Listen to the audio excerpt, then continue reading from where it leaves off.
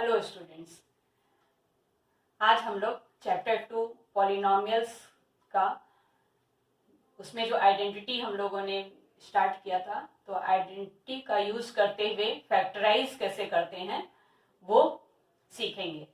तो देखते हैं कि क्या क्वेश्चन है।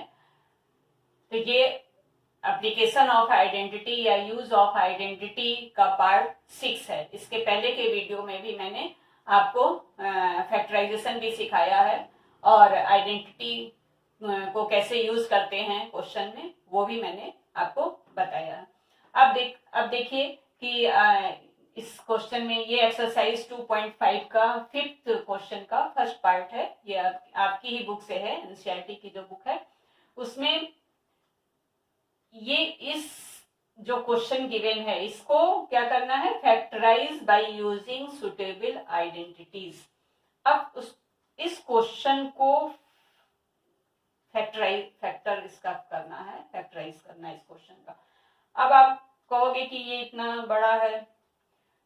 जो हम पहले सीखे थे split method by splitting the middle term या फैक्टराइज बाय फैक्टर थ्योरम, तो उसमें क्या था, वेरिएबल एक था, बाकी आपके कोफिशिएंट थे, कांस्टेंट थे। लेकिन इसमें बहुत सारे वेरिएबल्स हैं। जैसे इस क्वेश्चन में कितने वेरिएबल हैं, एक वेरिएबल एक्स वाई जेड फिर एक्स वाई, तो ये मतलब इसमें कुल 3 वेरिएबल्स हैं। ये तो इसका प्रोडक्ट है, ठीक है। तो अब इसमें आप कैसे इसको फैक्टराइज करोगे, तो फिर जैसे इसके पहले आपने 4 आइडेंटिटी जो यूज की थी उसमें भी क्वेश्चन आया था फैक्टराइज। आप पीछे के वीडियो देखेंगे तो आपको पता चलेगा कि 2 वेरिएबल के साथ भी फैक्टराइज करते हैं। तो अब 2 वेरिएबल के साथ करते हैं तो 3 के साथ भी कर सकते हैं, जबकि मेरे पास आइडेंटिटी है, हमारे पास आइडेंटिटी अवेलेबल है, तो हम 3 वेरिएबल के साथ भी फैक्टराइज कर सकते हैं। तो इसके पहले के वीडियो में पार्ट 6 में इसी आइडेंटिटी को यूज करते हुए, मतलब x plus y plus z का होल स्क्वायर और ये इसके राइट साइड में, इसी आइडेंटिटी को यूज करते हुए हमने क्या किया था, एक्सपेंड किया था।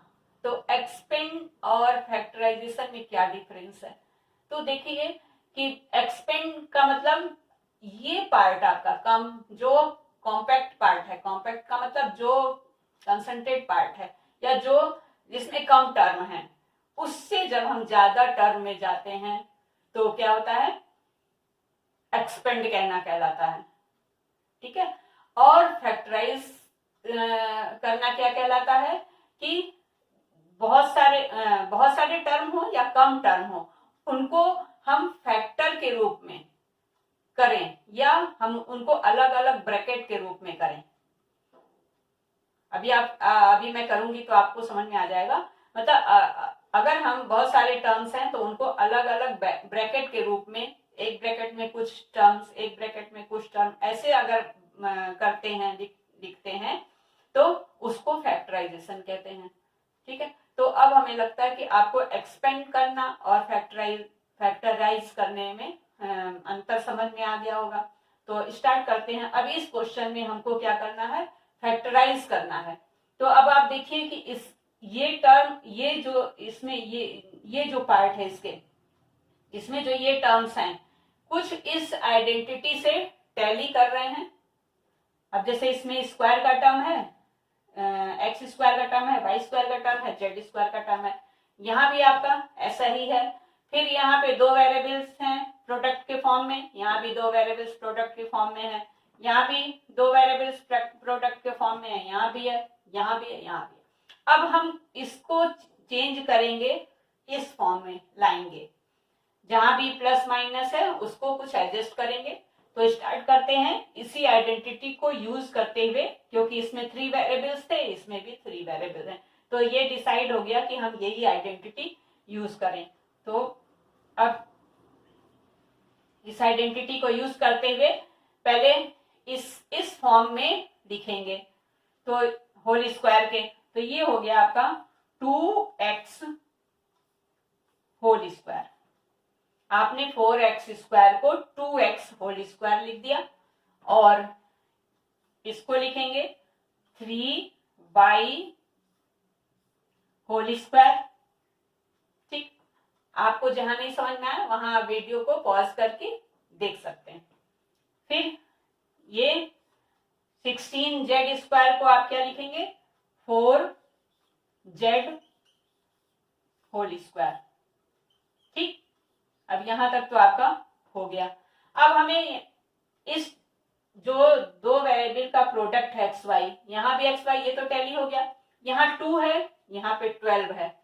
अब ये 2 हमें सेपरेट करना है 12 में से, तो 2 को सेपरेट करेंगे 12 में से, तो हम 12 को क्या लिख सकते हैं, 2 इंटू, अब यहाँ पे क्या था, 2 into first term into second term, हमेशा ऐसे ही आप याद करेंगे, 2 into first term into second term.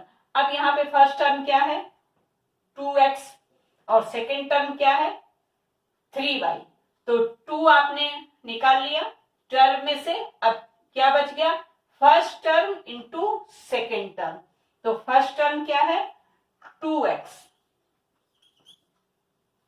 और सेकेंड टर्म क्या है 3y, ठीक।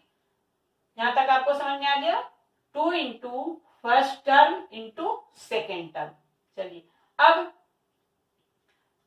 इस वाले पे जाएंगे और यहां से ये yz, यहां भी मेरा yz है, यहां yz है, और यहां से आपको क्या पता है 2 into second term into third term, तो प्लस साइन है, 2 into second term, second term का मतलब 3y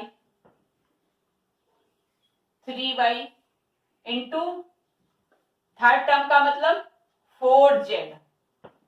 अब देखिए 4z मैंने लिख लिया, ठीक है, लेकिन यहां पर क्या था, माइनस साइन था, ये क्या है, माइनस साइन है, हमें माइनस लाना है, तो अगर हम ये सारे प्लस लिख लिए तो यहां माइनस कैसे आएगा, तो यहां अब देखिए यहां पर प्लस है, तो इसका मतलब इसमें से कोई एक्स वाई में से फर्स्ट टर्म सेकेंड टर्म में से कोई माइनस नहीं होगा, अगर कोई माइनस हुआ तो ये माइनस हो जाता, तो इसका मतलब क्या हुआ कि ना फर्स्ट टर्म माइनस है ना सेकेंड टर्म माइनस है, लेकिन यहां पर क्या था second term into third term, तो थर्ड टर्म यहां सेपरेट हो रहा है जिसकी वजह से माइनस साइन क्रिएट हो रहा है, इसका मतलब कौन सा टर्म माइनस है आपका, थर्ड टर्म, थर्ड टर्म आपका माइनस है, तो अब इस थर्ड टर्म आपका क्या है माइनस है, पता चल गया। इस तरह से आप देख लेंगे कि आपका कौन सा टर्म माइनस हो रहा है, कुछ आप बैक में जाएंगे कुछ आगे बढ़ेंगे, तो इस तरह से अब हम थर्ड टर्म, यहाँ पे थर्ड टर्म के साथ क्या लगा दें, माइनस, ठीक है, जो मैंने छोड़ रखा था जो कि मुझे नहीं मालूम था, वैसे भी स्क्वायर में माइनस प्लस हो जाता है। अब देखिए यहाँ पे 2 into second term into third term, अब इसको जब मल्टीप्लाई करेंगे, पहले साइन देख लें, नंबर तो आएगा ही क्योंकि 2 3 जा 6 6 4 जा 24 नंबर आ गया, वेरिएबल्स आ गए, साइन जो है प्लस माइनस माइनस, तो इसका मतलब मेरा थर्ड टर्म जो है माइनस है, निगेटिव है, तो इस तरह से डिसाइड हो गया।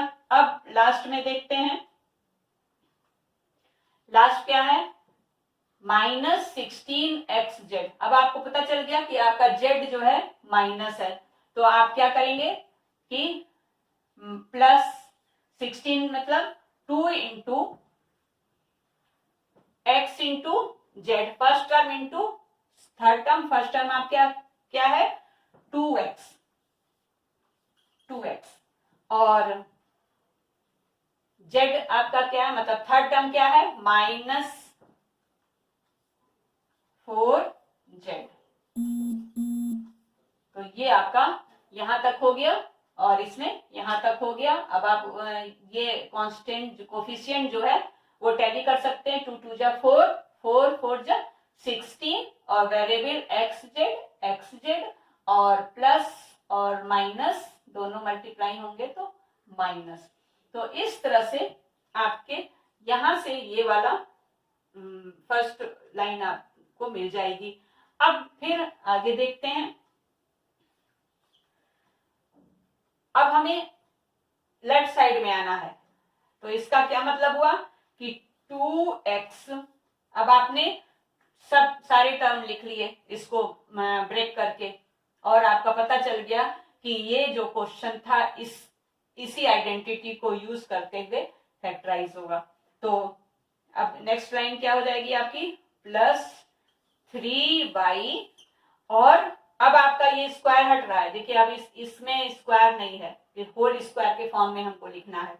तो अब जो था ये लास्ट टर्म क्या हो गया, -4z।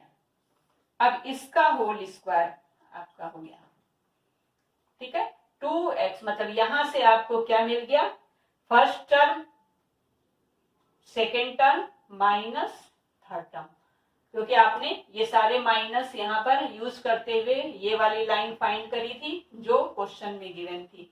तो इस तरह से हम इसको इस रूप में लिख सकते हैं, या हमने आइडेंटिटी यूज करते हुए इस रूप में हमने लिख दिया 2x + 3y - 4z। अब इसको हमें दो फैक्टर के रूप में भी लिख सकते हैं। अब ये फैक्टराइज आपका हो गया, आप यहां तक भी आंसर लिख सकते हैं। तो ये हो गया 3y - 4z,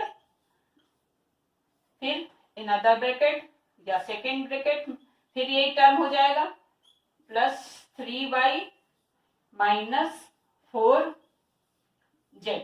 तो स्क्वायर का मतलब क्या होता है कि एक ही टर्म दो बार मल्टीप्लाई हुआ। तो इस तरह से आप इस क्वेश्चन को, या जो आपका क्वेश्चन दिया था क्वेश्चन 5th में फर्स्ट पार्ट जो दिया था, उसको आपने फैक्टराइज कर दिया इस आइडेंटिटी को यूज करते हुए। अब क्वेश्चन 5th में जो लेफ्ट पार्ट है वो आप खुद करके ट्राई करेंगे, और अगर कोई आपको डिफिकल्टीज आ रही है तो आप कमेंट बॉक्स में पूछ सकते हैं। Thank you for watching this video.